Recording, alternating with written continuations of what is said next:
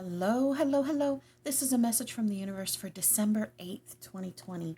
This is the rune Kano. Kano is the rune of opening, clarity, renewed vision, fire.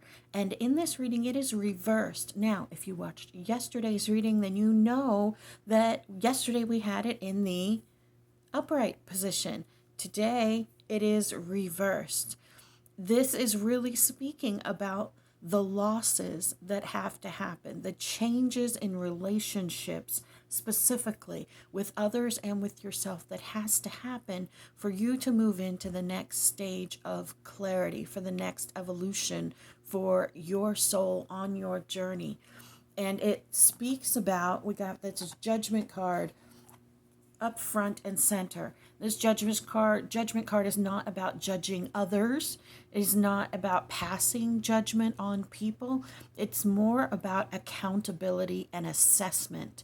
One of the words that's big in the spiritual community that gets misused a lot is discernment, which is basically about figuring out what's correct for you, what's correct information, what's quantifiable fact, what is being influenced by outside forces, and what's being influenced by inside forces, and picking out what is truth. A lot of people will use discernment to explain the process of figuring out what their truth is. And so if we use that in the space of this judgment card with this Kano reversed here, it's going to be about digging through your own crap, digging through your disagreements, your relationships, your arguments, your triggers, those things that have been building up in you since childhood, and figuring out how much of that is you creating more from it, how much of that is actually attributed to the person, how much of that is because you held on to it for so long it makes it bigger and more painful, like picking a scab for 30 years from something that happened when you were a child. How much of it is because you never forgave that person who hurt you, right? We can't continue to point the finger at other people for the things that are happening to us. At some point, we have to take responsibility for the way that we are reacting and feeling with other people. We can't just keep pointing the finger at the bad things that happen to us. That does not delegitimize them. It does not negate them. We went through it. It happened. It was terrible, or it was difficult, or it's still terrible and still difficult. But at some point, we have to step into a space of accountability and personal responsibility about our part in it and how we move forward. This is an energy of tough love that we have to give ourselves at this point. And this is reinforced by this double emperor. And the interesting thing, you guys know, I deal the cards the same way every time. And I do my little shuffly thing, and then I shuffle again. And when a card flips, it goes in a particular order. I do this one, and then this one, and then this one, and then same on the bottom. This one, then this one, then this one. And the fact that these came out literally in this position with this top row and then reversed on the bottom row tells me that this tough love, they call it a fatherly energy. That's what the emperor represents. Your father may not have been like that. We're speaking in general.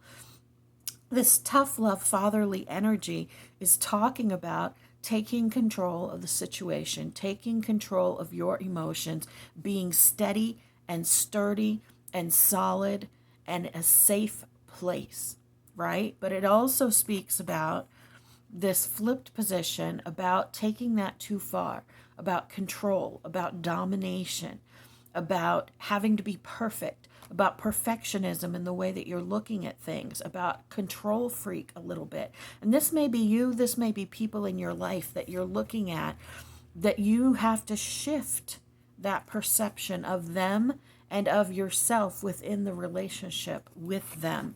We have to recognize on our journeys that we are always manifesting. This Ace of Wands reversed means that we are always manifesting. In a traditional tarot weight deck, or in a traditional tarot deck, this is usually a hand holding a magic wand. Okay? And when it is reversed, it's talking about the things that we manifest without even realizing it. We are always manifesting our future, calling it to us by the things we think, by the things we say, and by the choices that we make.